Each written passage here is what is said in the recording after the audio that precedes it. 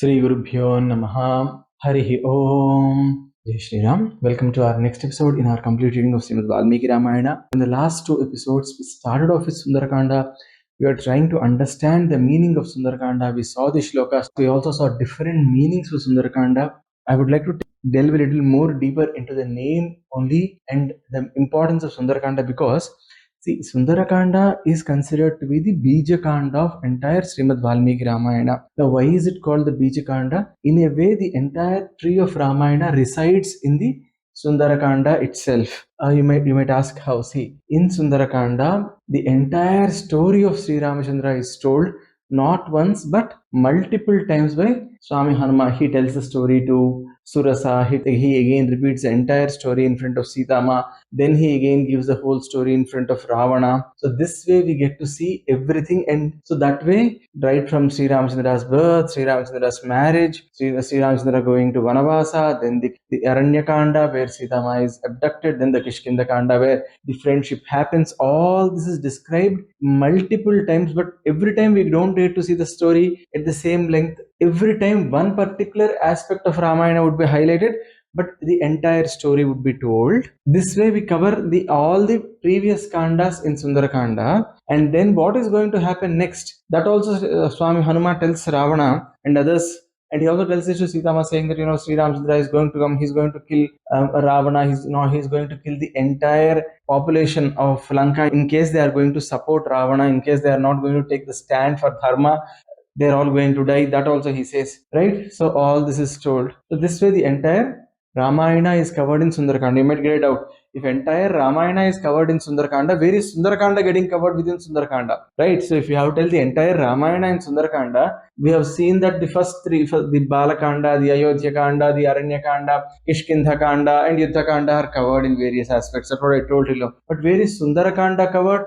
That might be a question. Sundarakanda gets covered when Swami Hanuma comes to Lanka, he finds Sita, he does Lanka Dahana. When he goes back, the Vanaras who are waiting for him at the seashore, they would again ask him as to what has happened, and there he will repeat the entire Sundarakanda in a very detailed way to those Vanaras. So that way, in Sundarakanda itself, you get to see Sundarakanda being repeated. So that way, this Kanda is a Bija Kanda for Sundarakanda, means the entire Ramayana Sara is there in Sundarakanda as a Bija Rupa. Not just that, Sundarakanda is also called as the Bija Kanda because Bija means what? Seed, right? Because we also have a lot of Bija Aksharas, letters which are impregnated with a lot of power, or the letters which are pregnant with a lot of power. Those are called as Bija Aksharas. You do a Bija Akshara, great things happen to you. So that sort of Bijaksharas are there, and a lot of mantras are there. That's why Sundarakanda is also called as a Bijakanda. If you even read Sundarakanda, that will give you a lot of good things in life. A lot of troubles in life will be elevated just by reading Sundarakanda, doing a Parayan of Sundarakanda.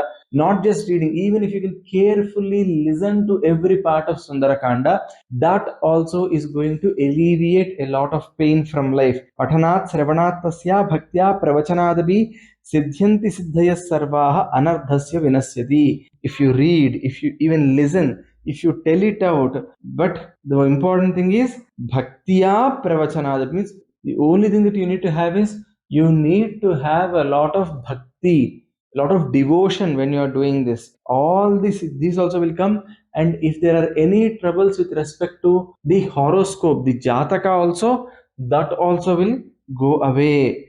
And Visheshatopi Maha Rogabhitanam Paramaushadham. I am borrowing this from Sri Samavedam Sharmukh Sharmaji's Sundarakanda Rahasyas. There he says this, that if you have any ailments in the body, you do a Sundarakanda Parayana, that will get removed. Now, Sundarakanda starts with a Tat and ends with a Tat. Tato Ravana Nitaya Sitaya Sitrukarsanaha is how it starts. It ends with a Tat. So we actually saw that the meaning Tattvamasi also comes from it. Now Sundarakanda has got the Kundalini Rahasyas. In Tantra Shastra, there is a method, or there is a Vipasana Paddhati called as Sundara Vidya or Sundari Vidya. This Sundari Vidya is the Tripura Sundari Vidya. Now the Tripura Sundari Vidya's another name is Shri Vidya. So people who are upasakas, they consider, or some of the upasakas, they have proved that Sundarakanda has the secrets for that Tripura Sundari Vidya.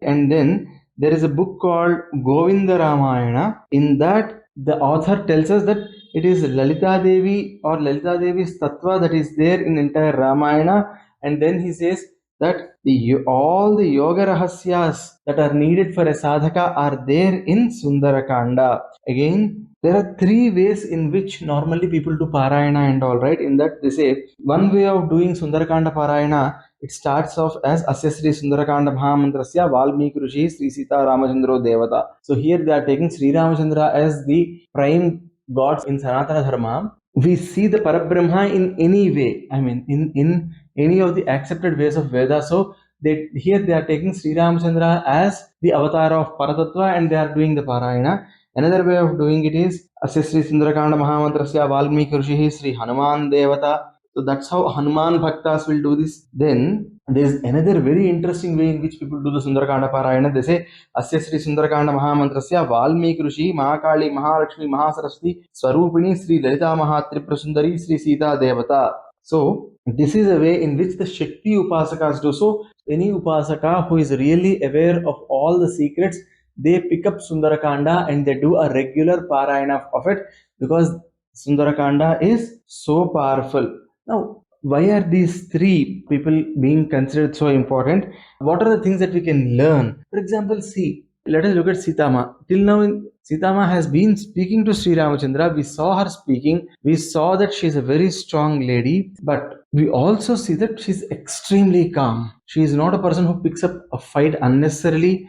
But then she is also not a person who closes her eyes when something bad is happening. So we see both the things in her. So she shows the needed aggression. She comes across as a very, very balanced person till now in Srimad Valmiki Ramayana. But then there is a catch here. See, till time tests you, everyone is a very, very calm person. But when things really go adverse, can you maintain the calm? Can you look at the storm appearing in front of you and smile it on its face? This is what Sitama shows in Sundarakanda. In this Sundarakanda, we see a lot of talking by Sitama with Hanuman and at the same time with Ravanasura. Now, every word that Sitama says here, it's excellent. And here, even Swami Hanuman says, I have seen Sri Ramachandra talking. I thought he was the best, but now I am seeing that even Sitama is also best and she is also an expert when it comes to talking. And in Lalita Sahasra, we have this called as Parapripya Sthiti Rupa, right? Sitama is shown here as the Parashakti. There is a wonderful sloka which says, Tadunnasam Panduradantamavranam Suchismitam Padmapalasalochanam Drakshet Darya Vadanam Kadanvaham. The last line says, Vipancha Taradhipatulya Darshanam, if I'm not wrong. So, this sloka actually talks about Lalitama and that is spoken by Swami Hanuma. When this sloka comes, we'll again look at it at that particular juncture of time.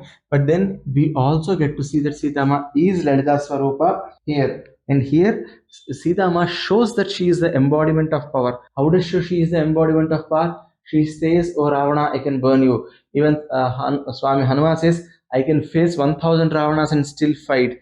But neither of them go ahead and do it. They just say that, no, we need Sri Ramachandra's Ajna to do it. Like this, three deities whom Sanatana Dharma accepts and three deities who are worshipped a lot, who are worshipped by Upasakas. We see Ramopasakas, we see Hanumad Upasakas.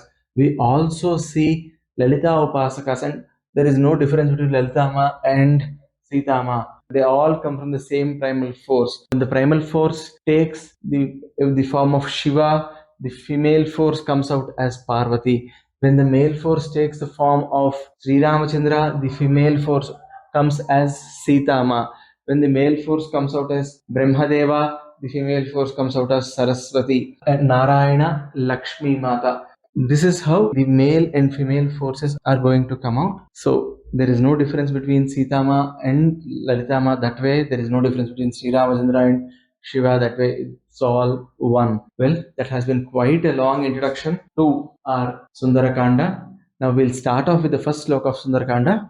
in our next episode. Sarve bhavantu sukhinah, sarve santu niramayah, सर्वे भद्राणि पश्यन्तु मा कश्चित् दुःखभाग् भवेत्.